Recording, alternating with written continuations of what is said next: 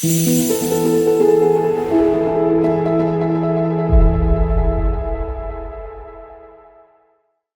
Friends, आज की motivational story की टॉपिक है फॉरगिवनेस रेदर देन रिवेंज।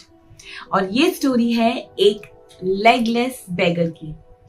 एक बारी की बात है, एक फादर और सन कहीं जा रहे थे और उन्होंने रास्ते में देखा कि एक बेगर बैठा था जिसके दोनों पाँव नहीं थे।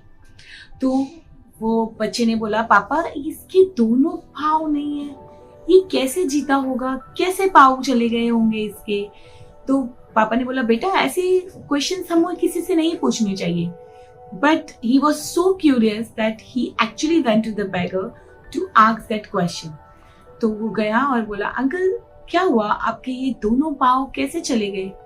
तो उन्होंने बोला, बेटा ये बहुत पहले की एक स्टोरी है, बहुत सालों पहले की बात है।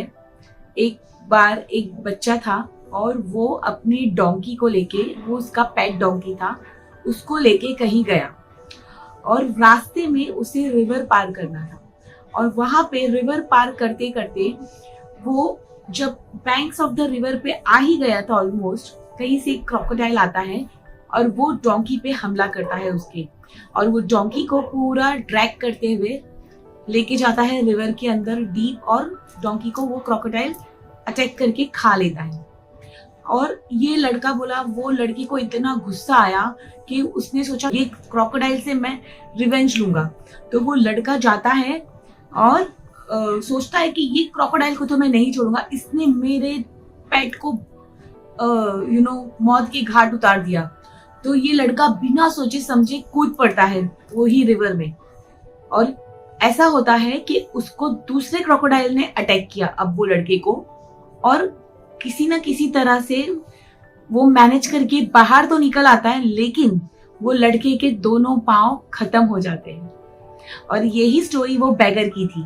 उसने बोला, यही मैं हूं जो वो लड़का था कुछ साल पहले, और आज मैं यहाँ पे लेगलेस बेगर हूं जो अपनी लाइफ के डे टू डे एक्टिविटीज के लिए हेल्पलेस हूं और लोगों से भीख मांग के जी रहा हूं। अगर उस वक्त मैंने अपने गुस्से को कंट्रोल किया होता और वो जो क्रोकोडाइल वो डोंकी को लेके गया, उसने मार दिया, उसको जाने दिया होता, वो चीजों को कंट्रोल करके, अपने इमोशंस को कंट्रोल करके रिटर्न घर आ जाता, तो मैं मेरे पाँव नहीं खोता। तो फ्रेंड्स, अगर हम अपना एंगर कंट्रोल कर लेते हैं और वो मोमेंट को, जो इमोशनल ट्रॉमा उस वक्त हमारे दिमाग में आता है, वो हाइपरनेस, उसको कंट्रोल कर लेते हैं और चीज़ों को, लोगों को फॉरगिव कर लेते हैं, तो एटलीस्ट हम अपना नुकसान होने से बचा लेते हैं अपने आप को। क्योंकि उस चीज से दूसरे का नुकसान या फायदा हो या ना हो, मगर आपका नुकसान जरूर होता है। So you should forgive people just not because they deserve forgiveness, but you deserve peace of mind. Goodbye.